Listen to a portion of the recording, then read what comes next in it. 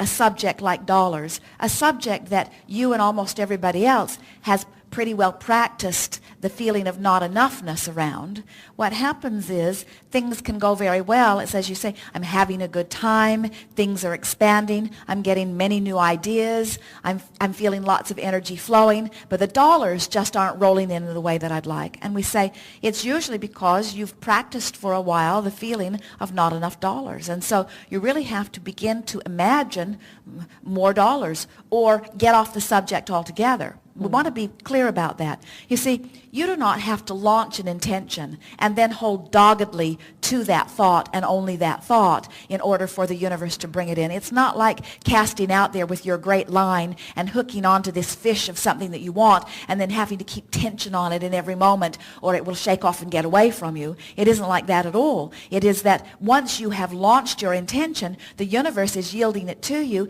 and unless you are offering a vibration that opposes it, it is going to come into your experience.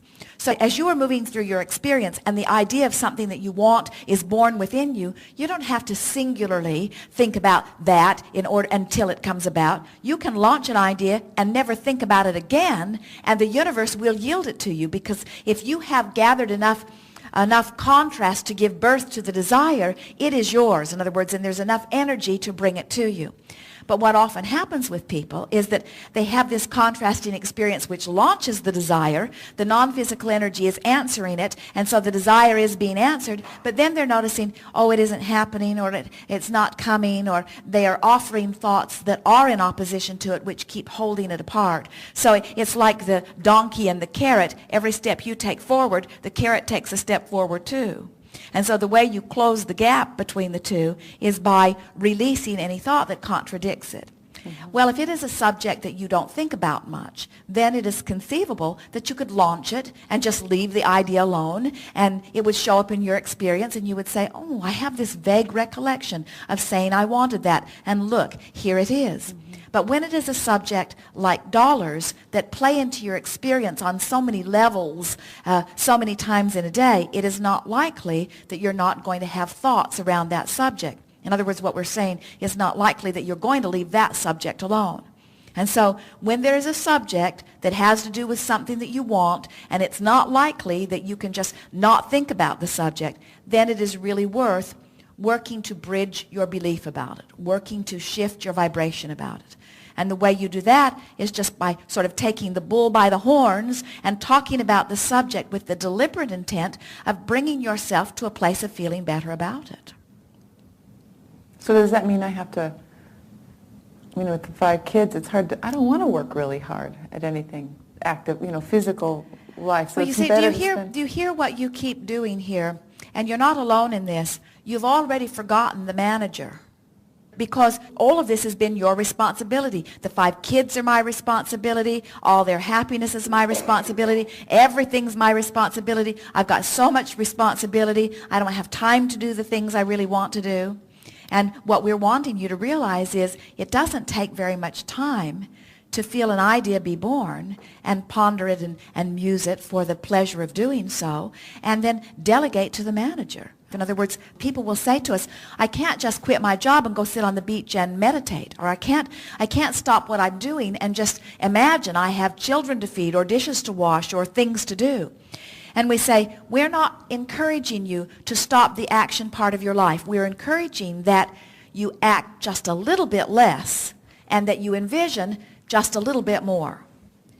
What we would like to say to you is that there is power in lining up energy, the likes of which in your action orientation you don't really know. When you find a thought and you hold that thought purely for as little as 17 seconds. Now there's a lot of power in the word pure, because pure means a not contradicted thought.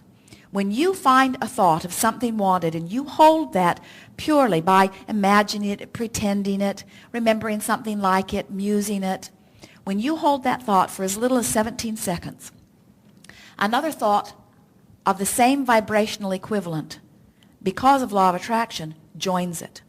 And when those 2 thoughts come together, there is an explosion of energy. So in order to give you an idea of the power of the thought, we would say to you that when that first 17 seconds joins, that there is an energy expansion that is equivalent to about 2,000 action hours. That's huge. When you cross the next 17-second mark, the expression of energy is 10 times the first. 20,000 action hours just by walking across that next mark. When you hold it for the third sequence of 17 seconds, another 10 times. Each time there is another 17 seconds of non-contradiction. The thought catapults into a whole new level, so that 68 seconds of pure thought has huge action consequences. You see, that's why we say one who's connected to Source is many, many, many times more powerful than one who is not, because there is no self-defeating that is going on, you see. Did we get to the heart of it?